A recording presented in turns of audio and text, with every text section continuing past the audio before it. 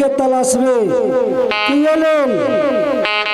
कि गौरा पार्वती के शादी बा ओमे हमरा कपड़ा धोए के बा परे सुरेश करावे के बा चल बारी धोबिन के तलाश में।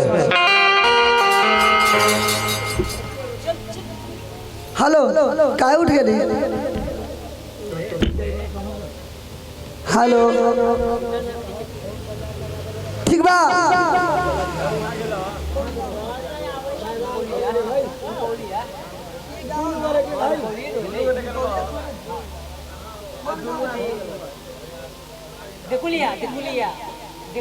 हेलो ठीक बा हम ई देकुलिया गांव के धोबिन है।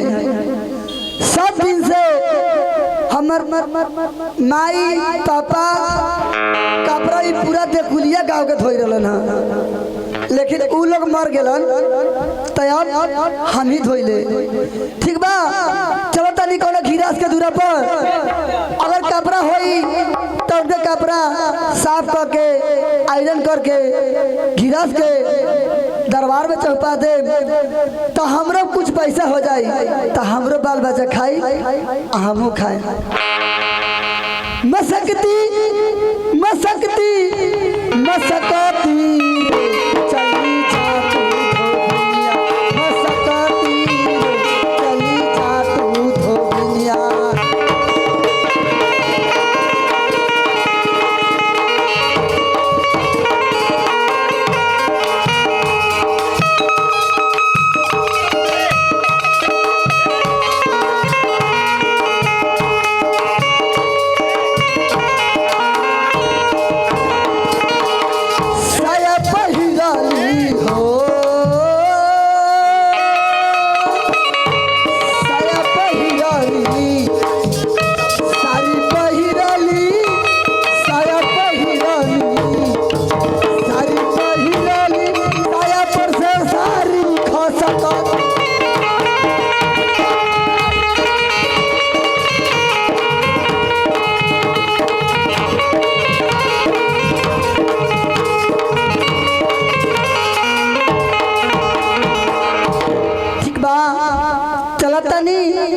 सब दिन से धोबिन तो हम ही है। ये गांव देकुलिया गांव में अकेले एगो हम धोबिन है। चलो तनी कोई घिरास के दूरा पर कपड़ा ले धोए और प्रेस करके उनका दरबार में चौपा दे। यही कौना जात के घर भाई?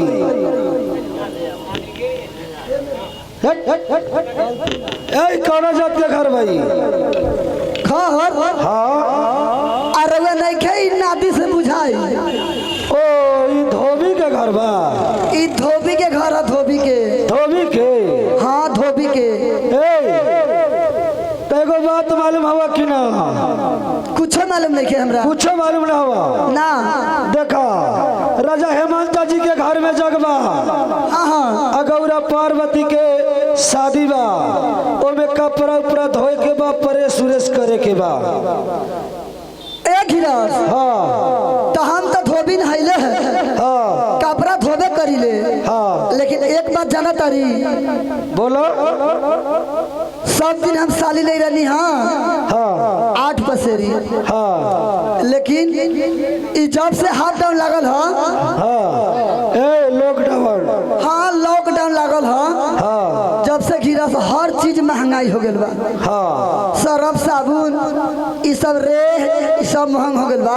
हाँ तो ये ले हमरा के 10 पसेरी साली दे हम। हाँ तो हम कपड़ा धोब आ न तो न धोब। ए सुना बोली तू 10 पसेरी लेबू तो कपड़ा धोइबू ना तो ना धोइबू ना तो ठीक बा हमहू चलाई बारी। अगर कहीं इससे कम में कहीं कोनो धोबी भेटा जाई तो हम ओकरो से धोवा सकीले। और वे जहाँ जा सकैले लेकिन धोबिन हम अकेले बारी बचल रवा धोबी ना मिली। ये गांव में तू अकेले धोबी मारू के और तो दोसर गांव में तो हमरा मिली। जाई ना रवा बोला के देखी कौन पदुआ का पोता धोबी हमरा गांव में देकुलिया में ठीक बा हम चलाई बारी। जाई धोबी बेटा रे धोबी बेटा है जानो अरे धोबी बेटा रामेश्वर जी आइए ना धोबी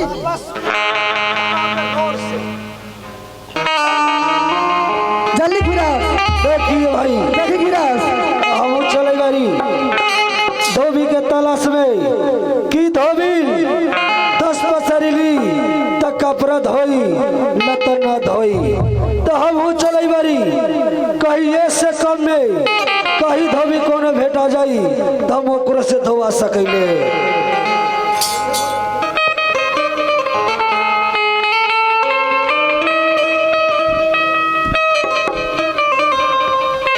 ए भाई हाँ हम बरियो धोबी आ हम काम के तलाश करे बरियो। ए भाई ये तू धोबी बरा हाँ हो आ काम के तलाश करई बरा।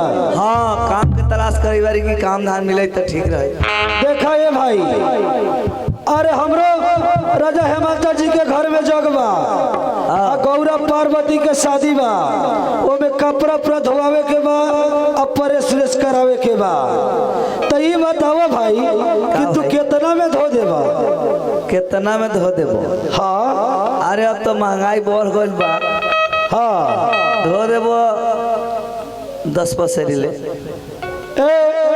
10 पसेरी में तो हमरा धोबी मिले रखा तो हम ना धोइली हके के 10 पसेरी में मिले रहा। हाँ ए तो 10 पसेरी तू 10 पसेरी धोएबे न कल ला 10 पसेरी हमरा से मांगला खा। सुनो भाई सुनो, हाँ हमरा के 8 पसेरी दी है। 8 पसेरी हाँ ए धोबी हमरा धोबी मिल गेलो। हाँ हमरा धोबी मिल गेलो। हम कहा था नहीं गिरास हाँ इधे कुलिया गांव में हाँ अकेले हम धोबी नहीं और रउआ धोबी कहाँ से मिल गए? कोई से मिल गेल हमरा तो 8 पसेरी में धोए लग तैयार बा। धोबी हाँ एक गिरास हाँ वो 8 पसेरी में धोई। हाँ हम रउआ के 4 पसेरी में धो दे हम, लेकिन हम ही धो। ए भाई का हो? ए हमरा धोबी मिल गेलो। मिल गेल बा? हाँ का हमरा तो 4 पसेरी में धोए लग तैयार बा। ए मार देता हम 1 पसेरी में धोएला तैयार बरियो। का तू 1 पसेरी में धो दे बा? ए धोबी हमरा धोबी मिल गेलो। बराबरी का हमरा कोई साता पड़ी तब कोई धोवा सकैले। हमरा 1 पसेरी में धोबी धोए लग तैयार बा। सुना तानी ये पूरा गांव में देखुलिया पूरा गांव के हम अकेले धोबी नहीं। हाँ आज देखे रही कहाँ गई धोबी भगोरी ओगोरी आ गेल बा। उ पदुआ का पता कोरिया निपुत्रा हमरा पेट पर लात मारे के चाहता, हमरा बाल बच्चा के रोजी रोटी छीने के चाहता। एक गिलास हाँ हमू एक इंसान धोबी के बेटी है, हाँ एक बाप के बेटी है हाँ कि वो धोबिया पदुआ के पोता के गांव में हम ना बसे दे। हम मंगनी में धोम फ्री में, लेकिन हम ही धोम। ए भाई का भाई ए हमरा धोबी मिल गेलो। मिल गेल बा? हाँ का ए हमरा तो मंगनी में धोए लग तैयार बा। मंगनी में? हाँ सुना हम अपना घर से खा के हाँ आ सरफ सोटर लगा के सेंट मार के हाँ प्रेस क के पहुंचा देबो। ए धोबी ए हमरा धोबी मिल गेलो। कैसे मिल गए? ए का कहे तक धोबी? अपना घर से खा के हाँ तेल साबुन लगा के आ प्रेस क के आ दरबार में पहुंचा दी। माने सरफ वाला दुकान हाँ उनका बहनोई के है, फ्री में मिल जाती है धोबिया के। अरे कोई सड़क बेचारा अपना घर से ए खा। भाई ए हाँ खोलो अभी धो दिलबो। ए रुको ला ला ला ला ए रुको ला ए खोलो ना। ए रुको ला। हाँ उ धोबी बा कि ना बा पहले वो कपड़ा साफ करवा के देखू।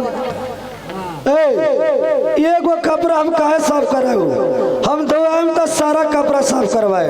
माने देखू ना वो धोबी बा कि ना, अब पूछू ना वो घर कहाँ बा वो धोबिया के। ए भाई का भाई ए घर तोहर कहाँ बा पहले पहले से बताओ। हमार घर तो भाई आरे जिला हो।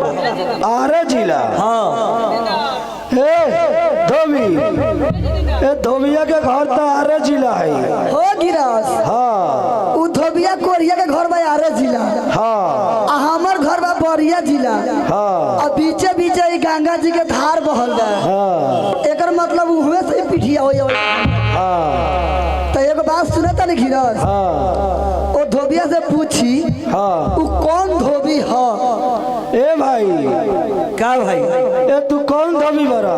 ए ओकरे से पूछा ना कौन धोबिन बा। ए धोबी, हाँ गिरस, ए तू कौन धोबी बारू? हाँ हम मुसलमानिया धोबी है। ए भाई, का भाई ए तो मुसलमानिया धोबी ना। मुसलमानिया है। हाँ हम मुसलमानी नु बरियो टीकुक नानू है। ठीक है, हो तो टीकू के ना हवा। ए धोबी, हाँ गिरस, अरे वो मुसलमानिया धोबी है। हम मुसलमानिया धोबी ना है, तो कौन धोबी बारू? हम हिंदुनिया धोबी है। ए भाई, ए गिरस, हाँ हम मगहिया धोबी है। मगहिया बारू। हम मगहिया धोबी के बेटी है। ओ भाई, का भाई अरे तो एक नंबर मगहिया धोबी ना। ए मार दे मगहिया आई तो हम मांगे के बारी। जा जा मगहिया मगहिया। ओ मगहिया तू है बड़ा। ए धोबी, कहीं ना गिरस, अरे वो तो मगहिया धोबी बा। हम मगहिया धोबी नहीं की गिरस, झूठ बोल लिया। तो कौन धोबी बारू? हम एक लमर कनौजिया धोबी के बेटी है। ए भाई, का भाई अरे तो एक नंबर कनौजिया धोबी बाबू। तो हम एक नंबर कंजूजिया बारी। भले कनौजिया। कनौजिया सीधा करी एक नंबर कनौजिया बाड़ी। हाँ ए धोबी, ए सिना पहले हाँ मर्दे बारा लट्टा पटर करता। हाँ ई तो बात बा। पूछहु तो बियाह होले कि न। ए धोबी, हाय हमरा लात खा के बाकी हम जगह पूछे कि बिया भेल हो कि ना। ए मर्दावानी पूछला से का हो गेलै। साइकिल का साथ देबो। हाँ हाँ, माने हम लात खा ले, हम तू साइकिल का शादी है लालू लाते मारता हो लथरा न होई ना है न। हे धोबी, ई बतावा कि तोर शादी उदी हो गेल हवा? ए गिरस, हाँ हमर अभी शादी बियाह नहीं के भेल। शादी न भेल हवा? हम अभी कुमारे बनी। ए भाई, अरे उ धोबिनिया भी कुमारे बाबू। का कुम्हारे है। कुमारे बा। कुमारे। हाँ अच्छा तो कहता बियाह करतई। आय पूछा ना बियाह करतई। कहे धोबी, ए बिया करबो हो? ए गिरस, हाँ हम तो बियाह करम, हाँ लेकिन ई धोबी हमरा गांव के नहीं खे। हाँ ई कहीं से ही भगोरी तो वही धोबी बुझाइता। हाँ और रउआ जाके वो धोबी से पूछी, हाँ अगर हमरा बिरहा के हाँ जवाब दे दी ना, हाँ तो हम खुशी मन से ओकरा से बियाह कर ले। हाँ अगर हमरा बिरहा के जवाब न दिला, हाँ। तो हम एगो जानवर पोसले बारी। कौन जानवर हवा? 5 गो टांग वाला। 5 गो टांग वाला कहीं जानवर भेलै है? माने वही पर हम कपड़ा फीच के ढो के ले जाए। ओ तई लोग कह कि सीधा गधा रखले बारू, वही पर नदी पर कपड़ा खींचे जालू। अगर जवाब न दी धोबी, हाँ तो हम ओकरे से सुइया दिवा दे। एक एक सुइया में मुजफ्फरपुर। ओ भाई, का भाई अगर धोबिनिया के बिरहा के जवाब दे देबू, हाँ तो तोरा से शादी कर लेतवा। हाँ अगर बिरहा के जवाब ना देलहू, हाँ तो कौन उपाय करतवा जनै बड़ा? उ जितना जे कपड़वा पहनले हवा, हाँ सब तोरा से साफ करतवा। तू साफ कर। हाँ फिचवातवा। तो ओमे माइनर बात है फिर देबै। फिर देबू? हाँ तो ठीक बा, उत्तरा बिरहा में। ठीक बा कहू सवाल करेला।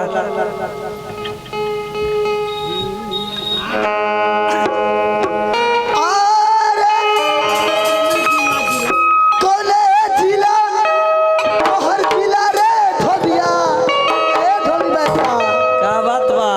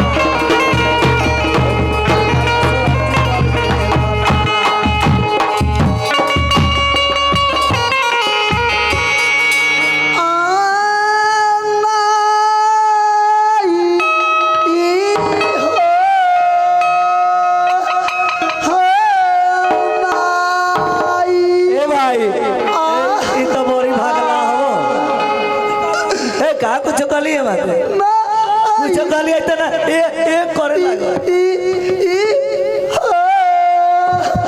ए का भेलवा ए का भेलवा रे पदुआ के पोता रे सुन ई त बताओ हां तू हमर बियाह केकरा से करवई रहले है तोहर बियाह तो हम धोबी से करवई रहली है ना रे दादा उ धोबी के बेटा न हो तो कथी है उ चमार के बेटा बा रे दादा अरे उनका टाइटर है वो टाइटर आ पूछा उ चमार के बेटा होगा तो पूछी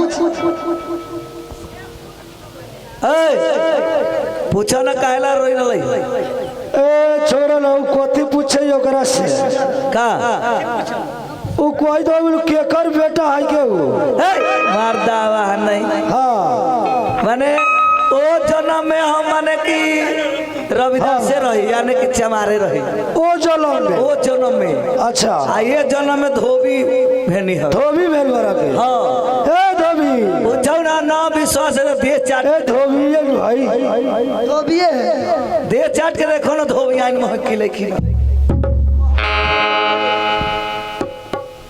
धोबी के बेटा है ठीक है आ रखिए सुबीर धोबी घर से निकलना ओ धोबी बैठा का हो जे कहता इसे सुनी हाँ कहो कथिए सुबीर धोबी घर से निकलना की ये सुबीर गहला की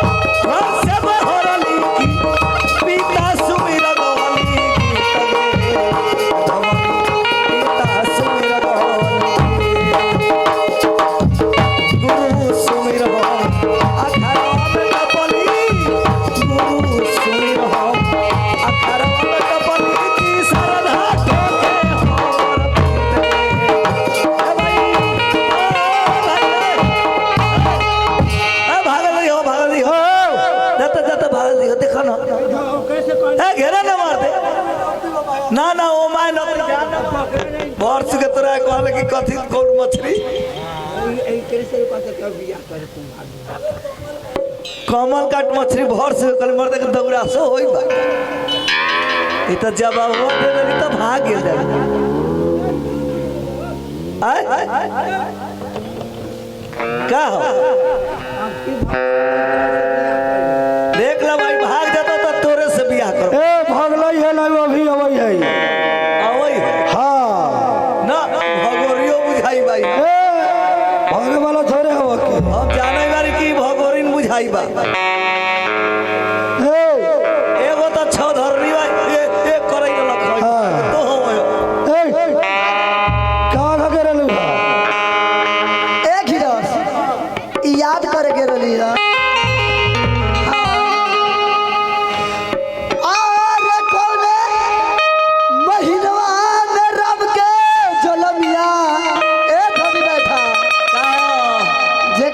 कहा पुरान प्यारी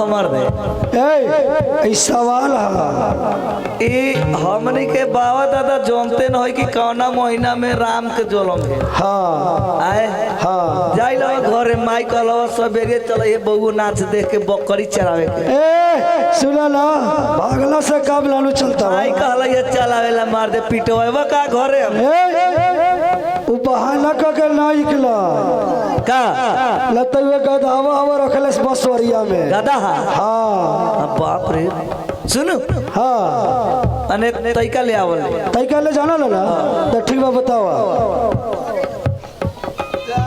हो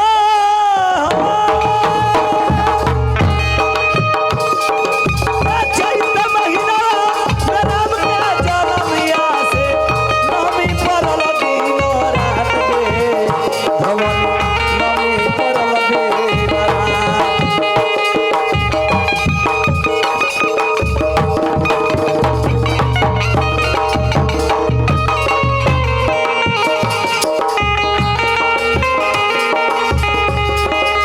कहीं ना चंदन काटी काटी कसही जरावले चंदन काटी काटी कसही जरावले से डगरी न खाते करनार पे डगरी न काटे करनार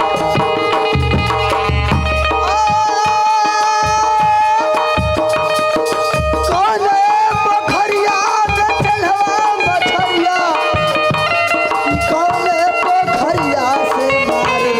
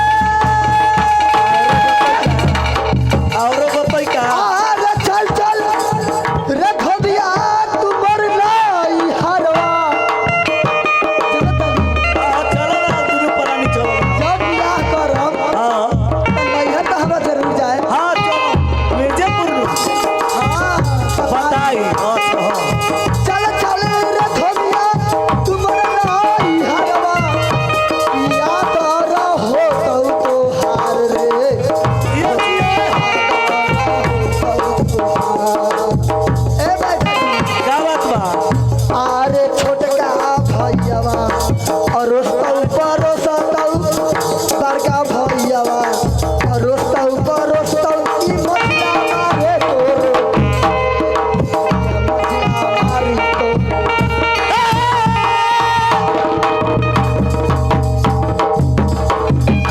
चल चल गे धमनी तोरा नहीं हरवा की आदर होई बारा मान के धमनी आदर होई बारा तारा कब हो जावा और सतो परसतो खाइला बड़का हो जावा और सतो परसतो की छोटका जाती हो सुनी एक बात सुनी बिरहा के कोनो और नहीं के हार गेलू हाँ हम हार गेली बियाह कली आ दोनों आदमी अकेले मिल के हम जानते रही कि विरहा कौन और रही के 7 दिन अगर गाँव जाए तैयो ना सुधी कहियो ना सुधी आइया के देखता रही कि महाराज के घर में जगबा हाँ शिव पार्वती जी के शादी बा हाँ हाँ आ कपड़ा प्रेस करे के बाद जितना बराती लोग आई कहले बा कि फीट के परेश के ले आवे खातिर ठीक बा तो ऐसे करा ना सुनी ना तू खाना बना के ले आओ हम धोई ले सुनी ना का आज एक दिन ला रघुआ से तो बियाह कैनी है एक गिला कहले एक दिन ला रघुआ पटहा बंदे रेडीमेड पाटा हमरे बने के हाँ ये रेडीमेड एक दिन ला रेडीमेड हाँ। माने जल्दी कमाइले हाँ जल्दी काम बा जल्दी वो टेहनु बने के हेलो हाँ राजा दशरथ प्रीत धबिया हो कहानीले आए भइले राजो दे आगार ए राजा दशरथ